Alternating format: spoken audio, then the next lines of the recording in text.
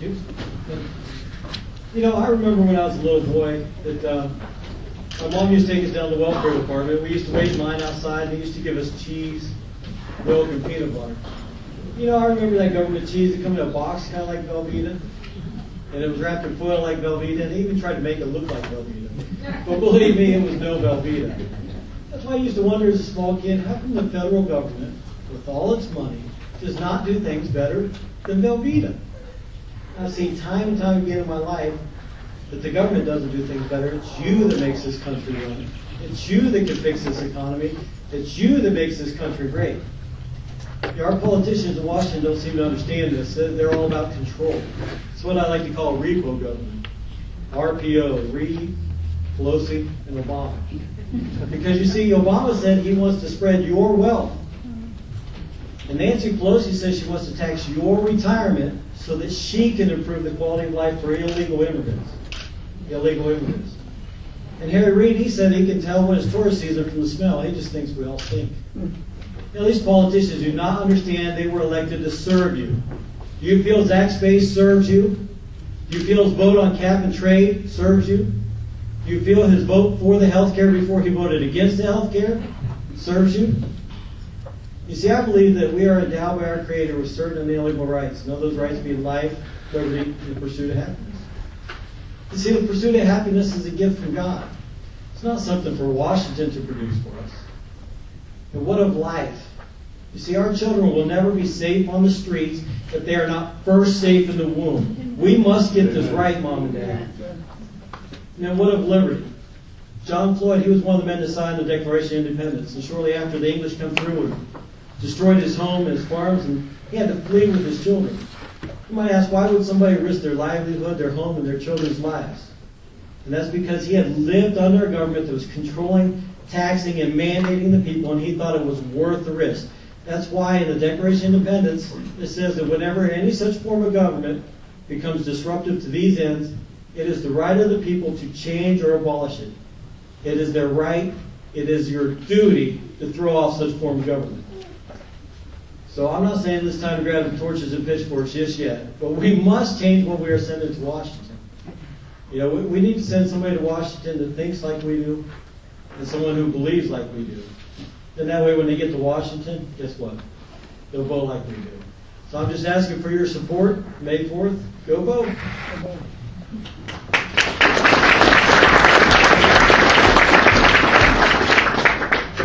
Thank you, Bo. Next up is Fred Daly.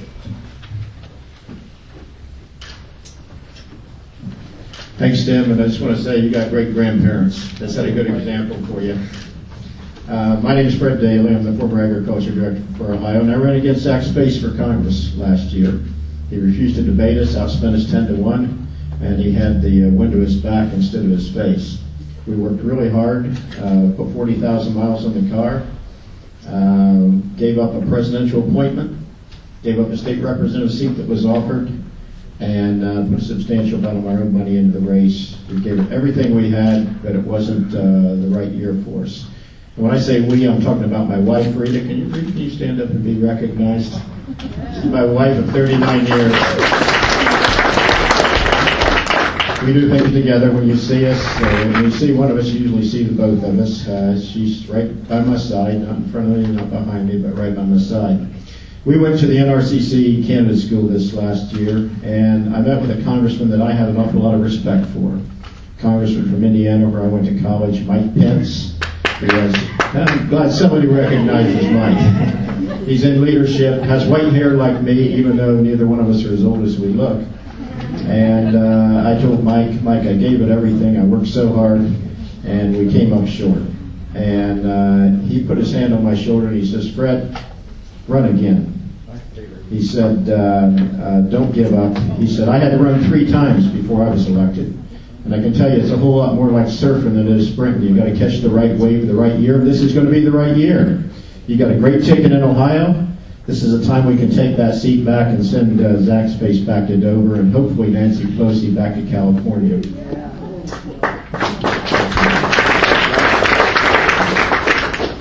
If you know, I'm the longest serving agriculture director in history of Ohio, former paratrooper, Vietnam combat veteran, former Sky Marshal, former rodeo cowboy. I was a bull rider for 3 years, and I can go on and on and on. But most of all, I'm a patriot. I love this country with all my heart, and it just makes me sick to see what's happening to it right now. I believe our government's too big, spends too much, and taxes too often.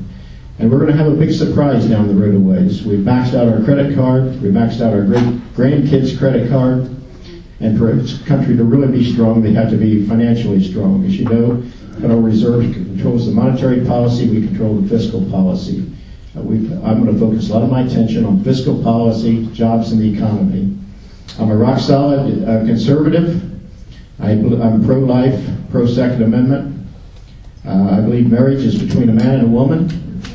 And I believe that English ought to be the official language in this country.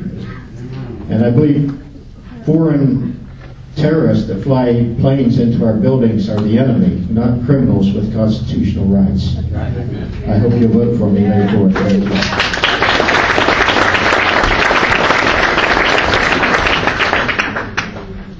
Thank you, Fred. Next up, we have Dave Gottmeyer. Good evening. My name is Coach Dave Dobbenmeyer. It's an honor to be here, an honor to be part of this. We live in unbelievable times in America, folks. I know a lot of you know that. I don't know if we understand the depth of the problems, the depths of the problems that are facing our children financially, all that kind of stuff. But I entered into this race because as I began to look out over the spectrum of what was going on, let me back up a second. Last August, I spent 7 nights sleeping outside Zach Space's office down in Zanesville, trying to get him to come out and play. We wouldn't do it, and we had our own empty space town hall meeting. We had a town hall meeting without Zach, and I had no intentions ever to run for political office. I told people I can't be a politician. I speak the truth. You're not laughing. It's a joke. I'm going to say what I believe. That's not popular.